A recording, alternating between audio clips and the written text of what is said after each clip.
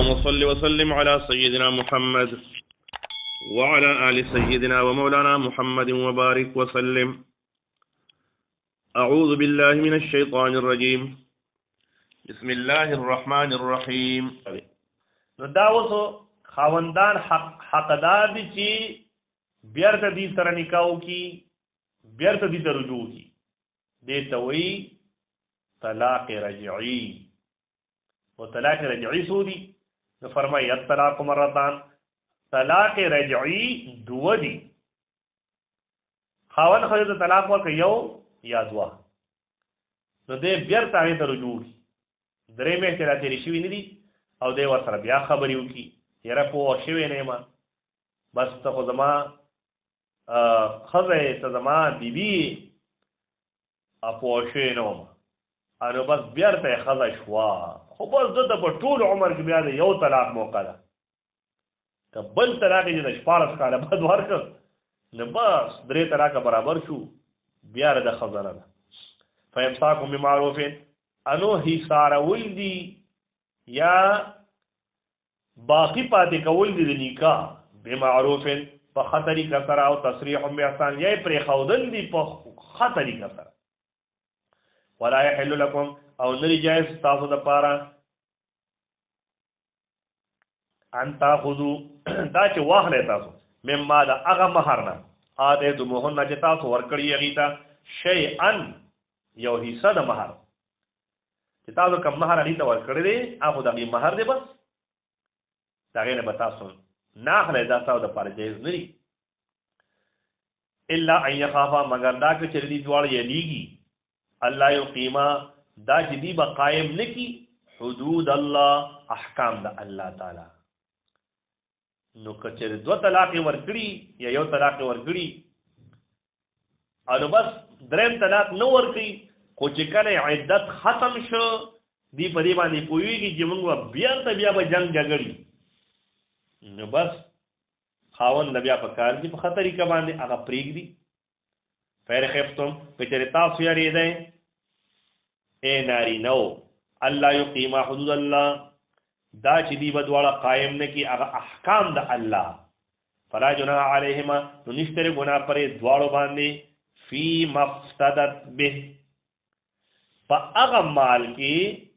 افتدت چې دا ښځه په فدیه کې ورکوي به په دغه مال سره. بس ښځه ورته وایي مهر مې ته معاف کړی دی یا دومره پیسې درې در کوم، خو بس ما پرېږده، دا یې ته ویلی شي طلاق خلعه. تلک حدود الله، دغه دي احکام د الله، فلا تعتدوها، نو تاسو زیاتې مه کوئ، تجاوز مه کوئ د هغې نه. او من یتعد حدود الله، هغه څوک چې تجاوز کوي حدود الله د احکامو د الله نه، فاولئک هم الظالمون، نو دا کسان ظالمان دي.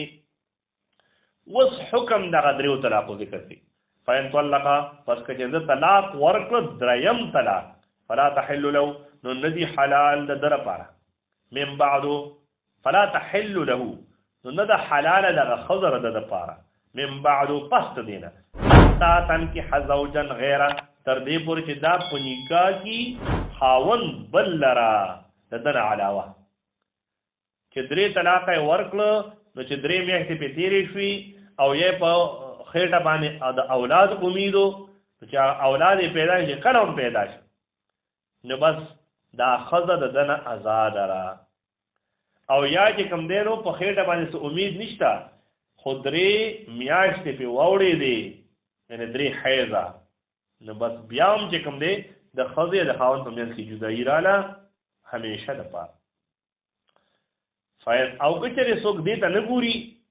بس طلاق یې هم 3 ورکړي او بیا موجي دا زما ښځه ده، نو بس بیا دې دواړه په نارواو کې اخته دي، په زنا کې اخته دي. کم اولاد چې پیدا کېږي هغه به حرامیان پیدا کېږي. فإن طلقها، پس که چېرې طلاق یې ورکړه دې ښځې ته، فلا جناح علیهما، نشته دی ګناه پرې دواړو باندې، ان یتراجعا، چې دی یو بل ته بیا واپس شي، ان ظنا، که چېرې دی ګمانو، ان یقیما حدود الله، چې دی به قائم کی احکام د الله تعالی.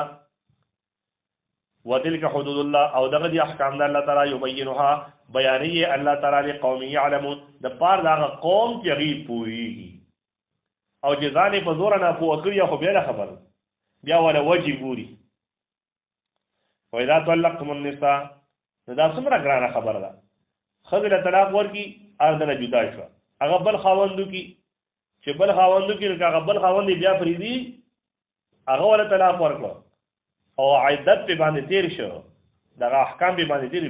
بیا ته د خپل خاوند تر راتلی شي او کچري الله تعالی فرمایي چې دې دا یقین او دې دا الله احکام پورا کولی او که نشي پورا کولی نو بس بیا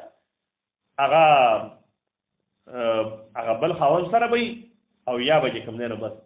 بیا ته به سره بیا چې کوم نه یا نکاح کوي یا به کوي وإذا طلقتم النساء کله چې طلاق ورکې تاسو خذوتا فبلغنا اجلهن ان قرسي یقینه ته خپلوتا یعنی عدت پورا شو فامسكوهن بمعروف نو تاسو حصاري کې اغیلره په خطرې کې سره او صرحوهن او یا پریزه اغیلره بمعروف په نیکه طریقې سره دا په طلاق رجعي یو ولا تمسكوهن اما ایثار و اغیلره ضرارا د پاره ضرر ورکولو لتعددوا دې د پاره چې تاسو زیاتې وکړي ومن يفعل ذلك هغه څوک چې کوي دا رنګي فقد ظلم نفسه د ظلم وکړ په خپل ځان لکه ناروا ته بډي واله ولا تتخذوا او منی سیتا سو آیات الله آیاتونه د الله تعالی هزوا ټوکی په ټوکو سره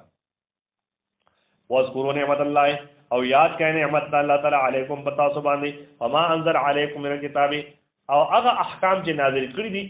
الله تعالی پتا سو باندې من الكتاب والحکمت د هغه کتاب نه یعنی په کتاب کې قران پاک کې والحکمت او پاغه احادیث ر پیغمبر علیہ السلام یعظکم بی الله نصیحت کی تاسو په دې سره وتقوا الله یریګه د الله نه وعلم بوشه ان الله بكل شیء علیم چې بشک الله تعالی پر یو څه باندې عالم دی